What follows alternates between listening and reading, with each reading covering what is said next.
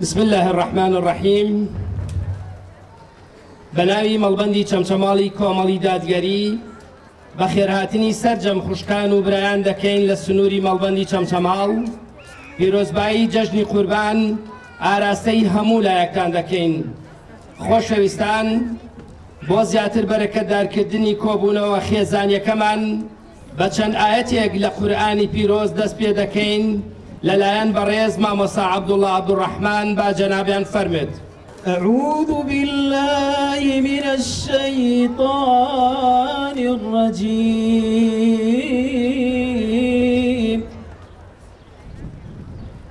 بسم الله الرحمن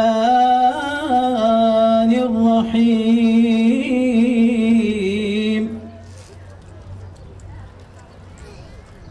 خلق الإنسان من صلصال كالفخار وخلق الجان من مارج من نار. فبأي آلاء ربكما تكذبان؟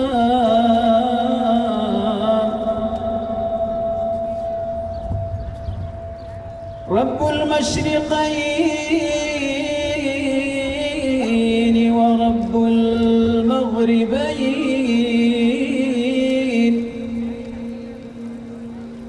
فبأي آلاء ربكما تكذبان؟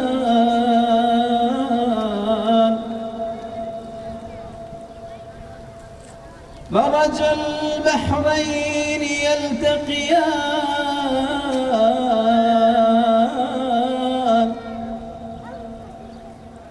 بينهما برزخ لا يبغيان.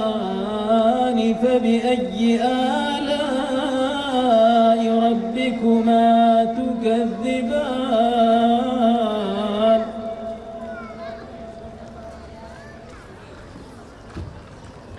خی گەورە پاداشتی بەڕێز مامۆستا عەبدوڵڵا بداتەوە.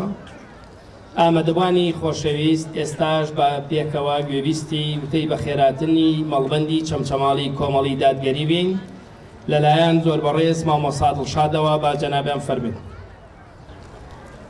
بسم الله الرحمن الرحيم. الحمد لله رب العالمين، والصلاة والسلام على سيدنا وقائد مسيرتنا محمد وعلى آله وصحبه ومن دعا بدعوته وهدى بهدايته إلى يوم الدين. آمد أبواني بريز خوشكو برياني ريزدارمان بريزان دايكاني تمن برخير ريش سمياني أزموندار گەنجانی خوێنگەرم و نەوجەوانانی شیرین. السلام عليكم ورحمة الله وبركاته.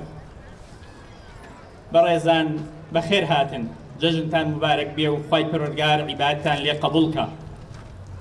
خۆشحاڵ و شادومان و دڵگەشاوە بووین ببینینتان لە ڕۆژێکی مبارەک و لە بۆنەیەکی مبارەکدا. هیوامان وایە ئەم کۆبوونەوەیەتان بێتە مایە خێر و بەرەکەتی زیاتر. بەڕێزان لەم بۆنەیەدا بە پێویستی دەزانین چشی بخەینە سەر 5 خاڵ. خاڵی یەکەم، جەژن و بۆنەکانی دینداریمان پەیوەستە بە عیبادەتەکانمانەوە. ئەوە تا دوو جەژنە ناسراوەکە دوای ئەنجامدانی عیباداتی گرنگ و گەورە ئەنجام دەدرێن. جەژنی قوربان پاش ئەنجامدانی حەج و 9 ڕۆژی عیبادەتی تایبەتی مانگی حاجیان و قوربانیە و جەژنی ڕەمەزانیش پاش مانگێک ڕۆژ و پاش مانگی ڕۆژوو و شەونێژ و تەراویحە. ئەمە ئەو پەیامی تێدایە کە مرۆڤی باوەڕدار ئەو ڕۆژە جەژن و ڕۆژی شادیەتی کە زیاتر لە خوا نزیکە و عیبادەتی زۆرتری ئەنجام داوە. وەک پێشەوای گەورە محەممەدی کوڕی دسی شافعی فەرموویەتی إنما العيد لمن خاف الوعيد. دووەم، کۆمەڵناسان وتویانە مرۆڤ بوونێکی کۆمەڵایەتی هەیە، ڕوونە یەکێک لە تایبەتمەندیەکانی ئیسلامیش کۆمەڵایەتی بوون و گرنگیدانە بەلایەنی کۆمەڵایەتی مرۆڤ. لەو ڕوانگەیەوە هاوشان لەگەڵ گرنگیدان بە بوارەکانی تری زانستی و ئابووری و سیاسی گرنگیدان بەلایانی کۆمەڵایەتی مرۆڤ بە تایبەت لەم دۆخەدا کە کۆمەڵایەتی بوونی مرۆڤ لە بەردەم هەڕەشەدایە ئەرکێکی لە پێشینەی ئیسلام خوازانە و کارێکی گرنگی دینداریمانە. گرنگیدان بە جەژنیش ڕێگایەکی گرنگی بەرجەستەکردنیەتی. سێم، ناوهێنانی جەژنەکانی دینداریمان وەک شیعار و دروشمی خوا سوبحانەهو وتەعالا بەڕوونی پەیامی ئەوەی تێدایە کە ئیسلام تەنها ڕێبازی شامیلی خوای پەروەردگارە کە شایەن بە ژیانکردنە لە هەموو بوارەکاندا. ئەوە تا ئیسلام چۆن گرنگی دەدا بە بەخەمەوە بوون و پەرۆشی و هێدی و مەندی و ئارامی، ئاواش گرنگی داوە بە شادی و دڵخۆشی و کەیف و بەختەوەری. لەو ڕوانگەیەوە جارێکی تر تەکید لەو حەقیقەتە ڕەهایە دەکەینەوە کە تەنها ئیسلام و ڕێبازی پێغەمبەر عەلەیهی سەڵات وەسەلام ڕێگەی ڕزگاری و سەرفرازی مرۆڤە لە زۆنگاوی ستەمکاری و گرفتاری و پەشێوی. لە کاتێکدا مرۆڤی ئێستا لە هەموو کات زیاتر لە زانستی ئەزموونی و تەکنەلۆژیا بەهرەمەندە، بەڵام لە هەموو کەس زیاتر مرۆڤایەتی گیرۆدەیە. وەک یەکێک لە پێشین فەرموویەتی کۆتایی ئەم ئومەتە چاک نابێ بەو شێوەیە نەبێ کە سەرەتاکەی چاک بوو حتمما لە ڕێبازی پێغەمبەرەوە عەلەیهی سەڵات وەسەلام. چوارەم، لە کاتێکدا ئیمان بەهێزترین سیلە و پەیوەندی نێوان مرۆڤەکانە و بە تەوفیقی خوا ئێمەش پەیڕەوی لێ دەکەین و تەنها ئیمانی بنەمای کۆبوونەوەمانە لە دەوریەک، جێی خۆیەتی لە ڕۆژی شادی و خەمدا جارێکی تر بیری خۆمانی بخەینەوە کە موسڵمانانی فەڵەستین و ناوچەی غەزە بەشێکن لە جەستەمان و ئازار و ناڕەحەتی مەزلومیەتیان بەشێکە لە ژیانمان.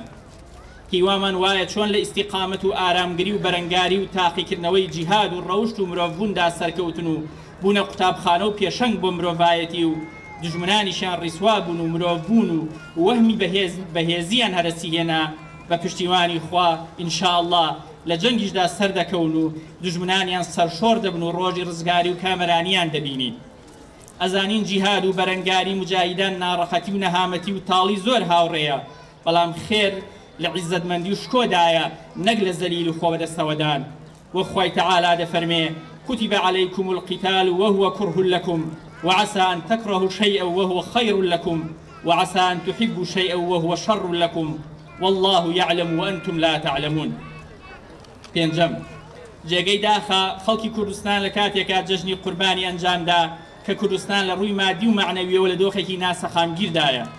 لە کاتێکدا کوردستان و عێراق لەسەر دەریای نەوت و سەرمای زۆر و زەبەندا، بەڵام موچەخۆران مافی خۆیان پێڕەوا نابینرێ و لە نێوان حکومدارانی عێراق و هەرێم ئەمان دەکرێن بە قوربانی. لەلایەکی تریشەوە ماوەیەکی دوور و درێژە کوردستان خاوەن دەستگای پەرلەمانی نییە و حکوومەتێکی ماوە بەسەرچوو حکومیەکە سەرڕای هەڵبژاردنێکی پڕ لە ساختە و دیزاین کراو، بەڵام هێشتا پاش چەندین مانگ پەرلەمان کۆ نەبووتەوە و حکومداران ڕێگە نادەن دەستگایەکە بێن و نەرایەتی خەڵک بکا و چاودێری کارەکانیان بکە ئەگەر بەکەم و کوڕیشەوە بێت.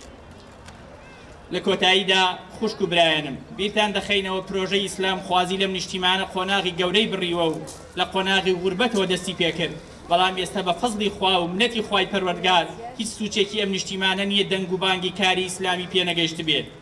ئێوە بیرتانە وتیان زانست و ئاین تەبانین، بەڵام ئێستا کۆلێژە بەرزەکان و زانکۆ و ناوەندە ئەکادیمیەکان پڕبوون لە زانست خواخزانی پابەند بە ئیسلام. بیرتانە وتیان ئازادی ئافرەت پەیوەستە بە ناپابەندی بە جلوبەرگی شەرعی، بەڵام ئەمڕۆ کۆمەڵگە و دەستگا گرنگەکانی وڵات پڕن لە ئافرەتی پاکیزە و باڵاپۆش. بیرتانە وتیان کۆمەلگا بۆ پێشکەوتن پێویستی بە ڕۆڵی مزگەوت و قورئان خوێن نییە، بەڵام ئێستا وڵات پڕ لە مزگەوت و ئەهلی قورئان بوونەتە سەرمەشقی پێشکەوتنەکانی کۆمەلگا. وتیان پێویستە مرۆڤ تەنها بۆ خۆیای بژیە و فەردانیەت بکرێتە سەنگی مەحەک، بەڵام ئێستا کاری پێکەوەی و خێرخوازی بووەتە دیاردا. پشتیوان بەخوا ئەگەر سەدان لەم پەرش بێتە ڕێمان، هەزاران جار بگلین ڕۆژێ دێدەی سەلمێنین کە سیاسەتی ژواتە خزمەتکاری هاوڵاتیان نەگواتای فڕوفێڵ، ڕۆژێک دێدەی سەلمێنین حکومداری واتە عەدالەت و ئاوەدانکردنەوەی وڵات نەک ستەمکاری و بێپەروایی. لە کۆتاییدا جارێکی تر بە خێراتنتان نەکەین، ئەزیێتتان کێشە، جەژنتان مبارەک بێ و خوای پەروەردگار عیبادەتی هەموو لایە قبوڵکە. بەخێر هاتن سەر چاوانمان، هیوامان وایە هەر لە ڕۆژی شادی و سەرفرازی بدان بینینەوە. سبحان ربك رب العزة عما يصفون والسلام على المرسلين والحمد لله رب العالمين. خوای گەورە پاداشتی بەڕێز مامۆستا دڵشاد بداتەوە. خۆشەویستان، ئێستاش با پێکەوە گوێبیستی پەخشانە شیعرێ بین لەلایەن ئەندازیار جەزا موحسینەوە با جەنابیان فەرمێت. السلام عليكم ورحمة الله وبركاته.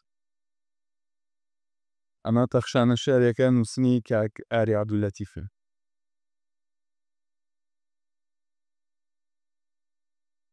ناميك بو خدا. خدایە خەریکە تۆمان لەبیرە چێتەوە تۆزێ نوری خۆتمان بۆ دەرخە مردین و هیچمان بە هیچ نەکرد خدایە هێندە خراپ بووین بیرمان چۆتەوە کە عەبدی تۆین و تۆ فریادڕەسی سەرەتا و کۆتاییت تیا چووین و سەرمان هەڵنەبڕی گۆت خدایە خەریک بوون بە ژیانەوە خۆشەویستی تۆی لێ سەندین بە بارانێ پڕ لە هاژەی ئەوینی خۆت تەڕمان بکە مردین و نەمانزانی بۆچی هاتین خدایە نان لەسەر سفرەی ئیمان برسی کردین ئازادی لەسەر شەقام ڕەهای کردین بۆ هەڵاتن لە جوانیت سیاست خاڵی کردینەوە لە حەنانەت و عیشقی حەقیقی جەنگ شوێرە ڕێیەکی نیشاندای ناچینەوە سەر ڕێگای تۆ خوێن ڕەشی کردین بۆ نەگەڕانەوە بۆ هەیوانی خۆشبەختی دینە نێرداوکەت خدایە مناڵمانە بێت تۆ ناناسێ ئەم دەردە چۆن دەرمان بکەین کوفر وە کۆلارە بەسەرمانەوە فڕێ و خەریکین پێیەکەنین مزگەوت بە ماڵە باجێنە بینین و مناڵانە یاریەکەین مردن بە چیرۆک سەیرەکەین و گەمژانە هەناسەدەین خدایە ئێستا ئەخلاق بە خۆڕاییە فێرمان بکەوە چۆن بیپارێزین ئێستا لە بەردەم ڕەشەبایەک داین لە پەل و پۆی خستوین خەریکە دوعاشمان بیرەچێتەوە خدایە خدایە یەکتریە کوژین ئەیکەین بە خەتای تۆ شەڕ ئەکەین دەست بۆ تۆ درێژەکەین کەچی تۆزێ ئاشتیەکەین ئەڵێین خۆمانین نازانین بتناسین نازانین خۆشمان گوێیت ئەی خودای هەمووشت خدای هەموو گردون خدای بوونی ڕەهات هەموو ژیان چەند ساعتێکە وازانین هەرگیز نامرین هەموو تەمەند چەند خولەکێکە و وا پێی ئەبین هەرگیز ناڕۆین فێرمان بکە بیرمان بکەوێتەوە مردن گاڵتە نییە سوعبەت نییە گەمەی مناڵێک نییە بە بووکەڵەیەک فێرمان بکەوە سەفەر حەتمیە و هەر ئەبێ ڕێگای هەزار بە هەزاری کۆچی دوادیدار بگرین و بڕۆین خدایە کاخەزێک پێی ئەڵێن پارە بۆتە مۆتەکە بەسەرمانەوە و خەریکە ئەی پەرستین بیرمان بخەوە بۆ پارە ماڵ نەکەین بەلانی ژەهری ئایدیای پوچ خدایە خدایە هەزار بیناچۆتە ئاسمان و قورانێکی تیانە هەزار شەقام درێژ بۆتەوە و پیاوێک ژنێکی دەست بەدەست نوێش تێیدا نابینرێ شەو پڕ بۆ لە نەخۆش و تاس پێدا بە دیار خەونی درۆینەوە قاقا لێدەن بازار جمەی دێ لە داهۆڵە مرۆڤ و خەریکن شوشەی ئیمان ئەخەنە ژێر پێ خدایە گەورەکانت بردینەوە بە دیار بچووکەکانەوە پیر بووین باخچەکانمان پڕ کرد لە میوەی گەنی و گۆرانیمان خستە شوێنی بانگ هەندێک دروست بوون پێمان ئەڵێن کۆنەپەرست هێندە تەنیا ماوینەتەوە لە پێستی خۆماندا بووینەتە بەرد هێندە گریاوین بووینەتەکانی ناومیدی دەفەکانمان یەک دڕا سنگمان کونکون کرا لولەی تفەنگەکانمان شکێنرا ئەی خوددا خدای تاقانە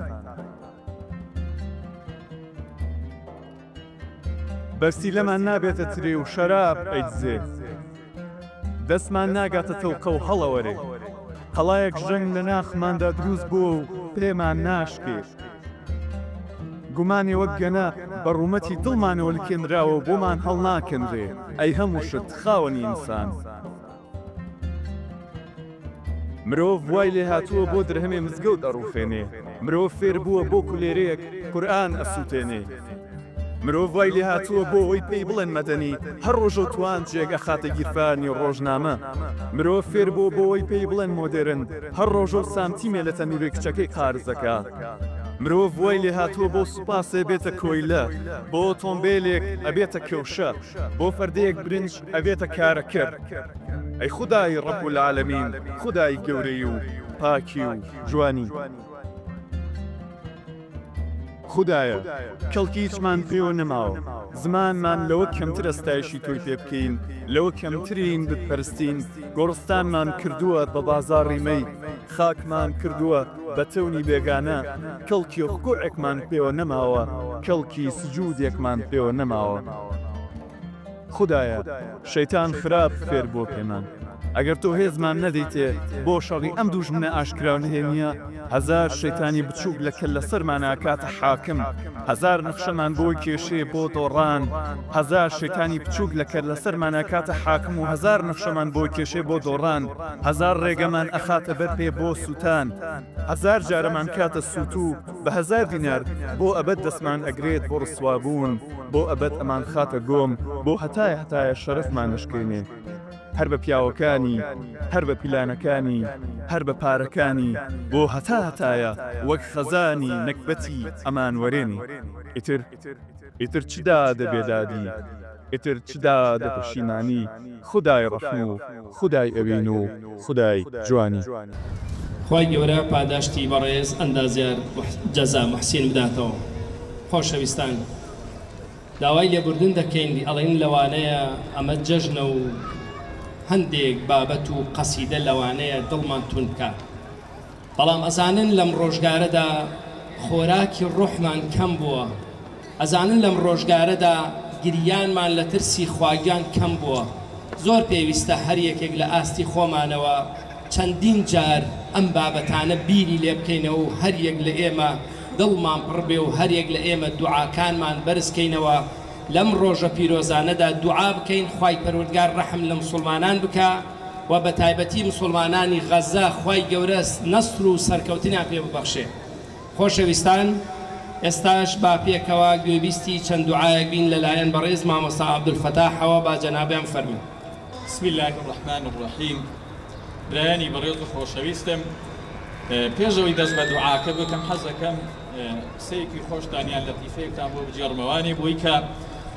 جوان لە دوعاکانمان تێبگەین بزانین چۆن دوعا دەکەین لە خزمەتی خوددایە خوای گەورە دوایەوەی کە ئادەمی دروست کرد عەلەیهی سەڵات وەسەلام دەری کرد لە بەهەشتا فەرمی خوایە بۆ دەرمت کرد لە بەهەشتا فەرمی کاتێک کە تۆ داهاتی بۆ لای من بە بێگوناه وەک پاشایە بۆ لای پاشا دەچوو ئەمما ئێستا تۆ وەک گوناهبارێک دەیتە قاپی منیش ئەمەم زۆر پێخۆشە جا ئیمامی عومەر ڕەزا و ڕەحمەتی خوای لێبێ ئەفەرمێ لە ڕەوزەی پێغەمبەری خوا بووم عەلەیهی سەڵات وەسەلام بینیتم پیاوێکی دەشتەکی هاتوو ئەپارڕێتەوانێ گوتی وەڵڵاهی من چەند ساڵ لە خزمەتی پێغەمبەری خوا بووم نەم ئەزانی ئەوها بپارڕێمەوە لە خزمەتی خوا فەرمی خوایە ئەمە کابرای دەشتەکی فەرمی خوایە من عەبدی تۆ ئەمەش خۆشەویستەکەتە ئەوەش شەیتانە خوایە ئەگەر تۆ من عەفوو بکەی عەبدی خۆت عەفوو دەکەی پێغەمبەرەکەت دڵخۆش دەکەی دوشمنەکەشت دەتەقێنی وەخوای ئەگەر من سزا بدەی پێغەمبەرەکەت دڵعاتز دەبێ و عەبدەکە سزا ئەدرێ شەیتانیش دڵخۆش دەبێ خوایە تۆش زۆر لەوە گەورەتری کە عەبدەکە سزا بدەی پێغەمبەرەکەت نیگەران بکەی دوشمنەکەت دڵخۆش بکەی بۆ یەبرانی بەڕێز و خۆشەویستم یوسف عەلەیهی سەڵات وەسەلام یاخود یاعقوب ئەو کاتە چاوی لە دەستدا کە ترسا ناومێد بوو لە ڕەحمی خوا ترسا لەوەی یوسف لە دەست بدا بەڵام چاویشی لە دەستدا چ کاتێ یعقوب عەلەیهی سەڵات وەسەلام هەم یوسفی بۆ گەڕایەوە هەم ڕووناکی چاوەکانی ئەو کاتەی فەرمی لا تەیئەسوا من ڕەوحی الله فەرمی ویس مەبە لە ڕەحمەتی خوا ڕاستە ئیبراهیم و زەکەریا ساڵانێکی زۆر پێیان گوتن و جاقچۆت بەڵام ناومێد نەبوون لە ڕەحمەتی خوا خدا دڵخۆشی کردن بە دوو پێغەمبەر ڕاستە یونس عەلەیهی سەڵات وەسەلام نیگەران بوو لە قەومەکەی بەڵام دوایی خوای گەورە دڵخۆشی کرد بە تۆبەی هەموو قەومەکەی کە تاکە قەومە لە قورئانە بە جەمع ئیمانیان هێناوە ڕاستە حەزرەتی ئەیوب عەلەیهی سەڵات وەسەلام ساحیب خانەدان و دیوەخان بوو بەڵام مەویست نەبوو لە ڕەحمەتی خوا خدا هەم شیفاشی بۆ نار هەم ئەولاد و ماڵ و زێڕەتشی بۆ ناردەوە بۆ یەبرانی بەڕێز و خۆشەویستم ئێمەش با مەویست نەبین لە ڕەحمەتی خوا ئەم سەحوەی کە تۆ ئەیبینی ئێستا ڕۆژگارێ بوو نەمان ئەوێرا بانگێک بدەین وەک کەڵەشێری نەبەزی و لەم کون بۆ ئەو کون ئەنیشتە سەرمان الحەمدولله ئێستا هیچ موسڵمانی عوزری نییە بۆ نێژی بەیانی هیچ خوشکێ عوزری نییە بۆ ئەوەی کە حیجاب نەکات لەبەرەوە ئینسان ئەبێت نەفسی خۆی بە دوشمنی سەرەکترین بزانێ هەتا شەڕی نەفسمان نەکەین بەسەر نەفس ئازاڵ نەبین بەخوا بەسەر دوشمنیش ئازاڵ نابین ئەژێرنەوە ئەڵێ کابرایەکی مەسیحی هەبوو هەموو دوعاکانی قوبوڵ ئەبوو کاتێ بە عالمێکیان گوتیان پیاوێک هەیە مەسیحیە قەشەیە ڕەهبانە هەرچی دوعا ئەکا قوبوڵ ئەبێ تیشتیوانیە لە زاتێکا کە ئێستا ئیسلام هاتی بێت ئەڵێ ئەویش خۆی پێ نەگیرا و چۆ خزمەتی گوتی تۆ بۆ دوعاکانت قوبوڵ ئەبێ گوتی هەر شتێ نەفسم حەزی لێ بێ من تەرکی ئەکەم و نایکەم دەیگوتی ئیمان بێنە مدەیە وەستا و ئیمانی هێنا ی بۆ وەستای گوتی نەفسم گوتی ئیمان نەهێنی واز لە دینەکە نێنیت زانیتم کەوابوو پێچەوانەکەی ڕاستە بۆیە ئیمانم هێناوە وەیەبرانی بەڕێز و خۆشەویستم لەم کاتەیە کە جەژنی قوربانە و بەرەو کۆتا ئەڕوا کۆمەڵێ دوعاکەین بەڵکو خوای گەورە دوعای من و ئامینێکی ئێوەی تۆبەکاری قاپی خوددا خوشکێکی دەست بە دەستنێش مامۆستا مەلا غەریبێکی مجاهید کە من تەلەبەی ئەو پیاوە بەڕێزم تەمەناکەم لەخوا لە تاڵی ڕیشی بم لە ڕۆژی قیامەتە بۆ شایادیدانی کە بەم تەمەنەوە فەستەقیم کەما ئومیفتەی کردووە زۆر گرینگە ئینسان بە ڕیشی ڕەشەوە بچیتە ئیسلام بەڵام بەسپێتی لێی دەربچی کابرایەک تووشی کێشە ببوو تەمەنی 70 ساڵ بوو خەریکەوە بکە لەسەر عەشایەری شەڕی دەکرد نەسیحەتێک بکە گوتم برای بەڕێزم چەند ساڵە تەمەنت گوتی 70 ساڵە تۆ 70 ساڵە بەرەو خوا ڕووی تو ئەو خوای بە ڕیشی خێنایە و مەچۆ دیوانی خوا کارچە عەرزێک نەعبێنێکەوە ناهێنی ساخۆی بۆ خەسەر وەی برانی بەڕێز خۆشەویست من ئەڵێم خوایە بۆ خاتری ناوە جوانەکانی اسمی عەزەمی خۆت ئەی ئەو خودایی کە نوحت پاراست لە زریان و لە تۆفان خدایە ئێمەش لە زریان و لافاوی گوناهەکانمان بپارێزە ئەی ئەو خودایی کە ئاگرت بۆ ئیبراهیم سار کردەوانێ خدایە گوناهەکانی سەردڵی ئێمەش سارکەیتەوە بیسڕیتەوە ئەی ئەو خودایی کە یونس لە سێ تاریکی هێنایە دەر خدایە ئێمەش لە تاریکی گوناهەکانمان بپارێزی ئەی ئەو خودایی کە شیفای ئەیوبت دا خۆی شیفای نەخۆشەکانمان بدەیت ئەی ئەو خودایی کە ڕۆشنایت بۆ چاوەکانی یعقوب جێڕایەوە خوایە ڕۆشنایی بۆ دڵی گوناهباری ئێمەش بجێڕیتەوە یا ڕەبی خوای لێ دەپاڕێم بە ناوە جوانەکانت بە سیفاتە بەرزەکانت چۆن ئەسحابی بەدرێت سەرخست خوای مسلمانانی غەزە سەرکەیت واللهی خوای ئومێدمان پێت هەیە نائومێد نین لە ڕەحمەتی تۆ ئینشەڵڵا ڕۆژێک سەریان ئەخەی خەڵکی چۆن ئەچێ بۆ زیارەتی بەدر و ئوحد ئەوها سەردانی زیارەتی توێنەڵەکانی ئەوان دەکات نەوەی داهاتوو دوعای خێریان بۆ ئەکا ڕەنگە من نەیبینم بەڵام ڕۆژگارێک دێ ئەم مەجلیسەی کە لێرەیە ئیبداعێکە کە مەڵبەند کردوێتی برایان پێی هەستاون دەستخۆشییان لێ بکەن ئەوان لە بری ئێمە کردویانە کەوابوو ئەجری ئەوان گەلێک زیاترە لە ئێمە بۆی ئەڵێم خۆیە جان بۆ خاتی ناوە جوانەکانی اسمی عەزەمی خۆت چۆن ڕووناکیت بۆ چاوەکانی یعقوب جێڕایەوانێ ئەوها ڕووناکی بەو دڵە مردووی ئێمەش بجێڕیتەوانێ یا ڕەبی خوا شیفای نەخۆشەکانمان بدەیت خوایە بۆ خاتی اسمی عەزەم و ناوە جوانەکان لە لێ دەپاڕێمانێ لە گوناهی مردوەکانمان خۆشبی یا ڕەبی خوای مسلمانان لە هەر شوێنێکا لە زیندانن چۆن یوسفت ڕزگار کرد لە زیندان خوایە مسلمانانیش لە هەر زیندانی تاوانی دنیان یاخۆ زیندانی زاڵمانن خوای ڕزگاریان کەین خدایە چۆن موساد ڕزگار کرد لە دەستی زاڵمێتی فیرعەون یا ڕەبی خوای مسلمانانیش لە دەستی زوڵمی زاڵمان ڕزگار کەین خوای لە گوناهی دایک و باوکمان خۆشبی یا ڕەبی خوایە ئەم کۆبوونەوەیە و ئەم گردبوونەوەی و ئەو قوربانەی کە کراوە هەر کەسێک کە بە دینارێک یا بە حەیوانێک خوایە بیکەیتە شاید بۆ قیامەتی یا ڕەبی خوایە کۆمان کەیتەوە لە بەهەشتی فیردەوسا لە گوناهەکانمان خۆشبی یا ڕەبی خوایە قەبرمان خۆشتر بێ لە قەسرمان ئەو دنیامان ئاودانتر بێ لەم دنیا آمين آمين وصلى الله على محمد وعلى آله وصحبه وسلم والسلام عليكم ورحمة الله وبركاته خوای گەورە پاداشتی زۆر بەڕێز مامۆستا عەبدولفەتاح بداتەوە میوانە بەڕێزەکان بە خێراتنی هەموو لایەکتان دەکەین خوای گەورە پاداشتی بە خێری هەموو لایەکتان بداتەوە ئەمانە ئینشەڵڵا هەمووی زەخیرەیەکە بۆ قیامەتی هەموو لایەکمان خوای گەورە پاداشتی بە خێری هەموو لایەک بداتەوە کە هەڵساوە بەم پرۆژەیە